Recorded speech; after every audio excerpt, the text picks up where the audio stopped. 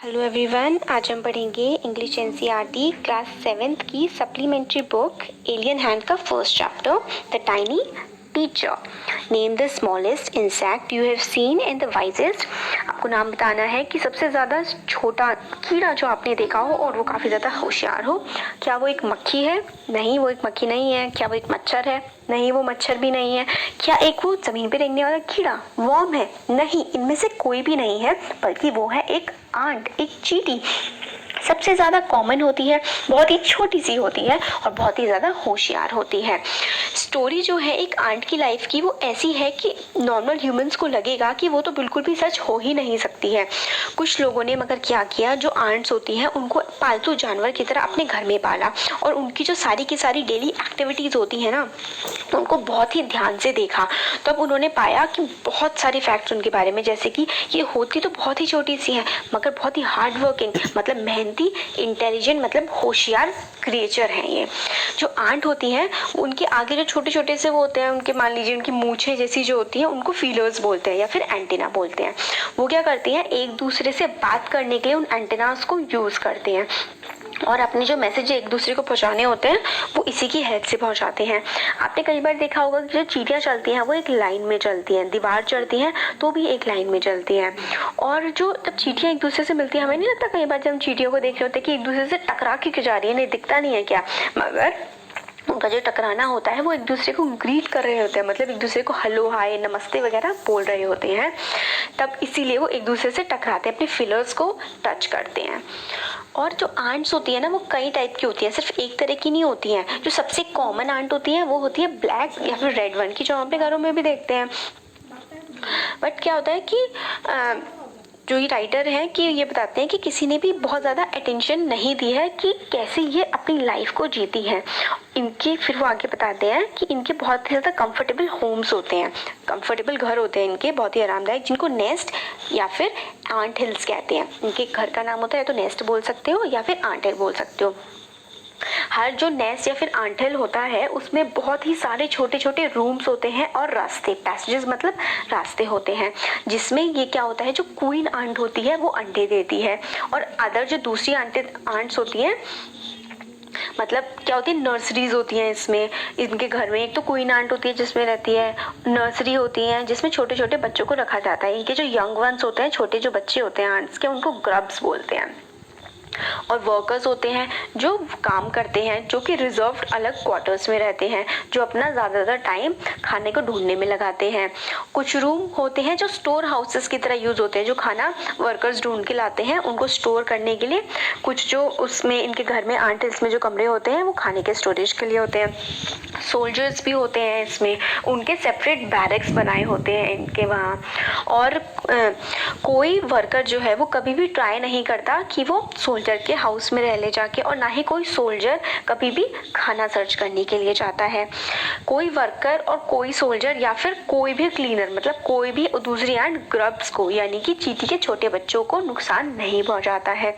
आप देख रहे हैं कि जो ये आंट की लाइफ है वो कितनी ज़्यादा शांतिपूर्ण है, मतलब कोई भी एक दूसरे के काम में दखल नहीं देता है, एक दूसरे को परेशान नहीं करते हैं और सब अपना काम बहुत ही इंटेलिजेंटली, मतलब बहुत ही होशियारी से और बहुत ही बहादुरी से, ब्रेव मतलब होता है बहादुर, करते हैं। वो कभी भी एक दूसरे से लड़ाई नहीं करते हैं। जो क्वीन आंट होती है वो सबकी मम्मी होती है, मतलब सबकी मदर होती है। जितनी भी आंट्स होती है ना उन सबकी एक ही मदर होती है, वो होती है क्वीन आंट, और वही सारी की सारी पॉपुलेशन बसाती है। और उसकी जो लाइफ होती है क्वीन आंट की वो होती है लगभग 15 साल। उसके मतलब विंग्स होते हैं, पेयर ऑफ विंग्स होते हैं, मगर वो उनको तोड़ देती है वेडिंग फ्लाइट के बाद। वेडिंग फ्लाइट क्या होती है, जब जो वो होती है आंट कंसीव करती है, मतलब जब बेबी कंसीव करती है तो उसको वेडिंग फ्लाइट बोलते हैं।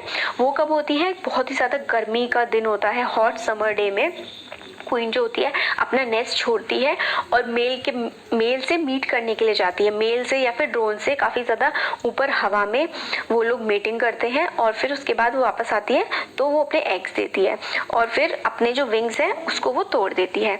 और जब एग्स टूटते हैं, हैच करते हैं, तो उसमें से ग्रब्स निकलते हैं। ग्रब्स क्या होते हैं, बेबी आंट्स होते हैं। सोल्जर जो होते हैं वो उन ग्रब्स को गार्ड करते हैं, उनकी रक्षा करते हैं। जो वर्कर्स होते हैं वो उनको खाना खिलाते हैं, सफाई करते हैं। और उनके लिए क्या होता है, एयरिंग, एक्सरसाइज, सनशाइन वगैरह ये सारे जो काम होते हैं बच्चों के लिए वो करते हैं वर्कर्स। तो 2 या फिर 3 वीक्स के बाद जो ग्रब होता है वो कुकून बन जाता है और क्या होता है और रहता है बिना खाने के और बिना किसी भी एक्टिविटी के, बिना हिले डुले, ना ही खाने की जरूरत होती है ना ही कोई एक्टिविटी भी नहीं करता है 3 हफ्तों तक। फिर क्या होता है, कुकून भी ब्रेक हो जाता है और जो परफेक्ट आंट आ जाती है। तो पहले क्या होता है, ग्रब के 2-3 हफ्ते बाद क्या बनता है, कुकून, और कुकून के 2-3 हफ्ते बाद पूरी की पूरी एक आंट डेवलप हो जाती है। अब जब पैदा हो गई वो, तो फिर उसकी टीचिंग और ट्रेनिंग का टाइम आता है। तो जो नई जो आंट आती है उनकी जो अलग अलग ड्यूटी सबको बांट दी जाती है। ओल्ड आंट जो वर्कर, सोल्जर, बिल्डर्स और क्लीनर्स होते हैं, उनके जो काम होते हैं अब नई नई आंट्स को दे दिए जाते हैं। कुछ हफ्तों बाद जब ट्रेनिंग कंप्लीट हो जाती है तो जो स्मॉल आंट्स होती हैं वो बड़ी, जो बाहर की बड़ी दुनिया है उसमें जाने के लिए रेडी हो जाती हैं। जो एंट हिल होता है वो घर होता है सिर्फ और सिर्फ चींटियों का नहीं, बल्कि कुछ और क्रिएचर्स भी उनके साथ रहते हैं। एंट हिल में सिर्फ चींटियां नहीं रहती हैं, उसमें beetles, lesser breeds of ant, green fly, ये सब भी रहते हैं। ये आपके एक्सरसाइज क्वेश्चन भी है, इसको अच्छे से लर्न करिए। Beetle, lesser breeds of ants and green fly, ये सब भी हैं जो कि उनकी एंट हिल में रहती हैं। और उनको क्यों रखते हैं अपने घरों में, वो इसलिए रखते हैं जैसे कि कुछ जो हैं जानवर, उनकी जो स्मेल होती है, उनकी जो सेंस वो होते हैं, खुशबू होती है, वो काफ़ी ज़्यादा अच्छी, प्लीजेंट होती है, जो आंट को अच्छी लगती है, इसलिए वो उन्हें अपने घर में रहने देते हैं। और कुछ जो होते हैं स्वीट जूसेस सेक्रीट करते हैं, इसलिए उनको रहने देते हैं। और जैसे कि और कुछ जैसे हम लोग कैट या फिर डॉग को रखते हैं अपना पेट, ऐसे ही कुछ पेट्स होते हैं आंट्स के भी, इसलिए वो उन लोगों को रहने देते हैं। जो ग्रीन फ्लाई होती है वो आंट की काव होती है, जैसे कि हम लोग को काव से मिल्क मिलता है, ऐसे ही जो ग्रीन फ्लाई से आंट्स को हनी ड्यू जैसी एक चीज मिलती है जो आंट का मिल्क होता है। जब आंट एंटीना से उसको टच करती है तब उसको वो मिल्क मिल जाता है, किससे, ग्रीन फ्लाई से। फिर अब हमसे पूछा जाता है, जो राइटर हैं वो हमसे पूछते हैं कि जो ह्यूमंस हैं क्या कोई लेसन सीख सकते हैं आंट से। वो कहते हैं हाँ बिल्कुल, हम उनसे बहुत कुछ सीख सकते हैं। जैसे कि ये जो टाइनी टीचर्स हैं, राइटर ने आंट्स को टाइनी टीचर कहा है, मतलब ये छोटे छोटे से टीचर्स हैं जो हमें बहुत कुछ सिखा सकते हैं। क्या क्या सिखा सकते हैं, हार्ड वर्क, वो सारे लोग कितनी मेहनत से अपना काम करते हैं। Sense of duty and discipline, मतलब हर किसी के काम डिवाइडेड है और हर कोई अपना काम करता है। Cleanliness, care for young ones, and above all a firm loyalty to the land where they live.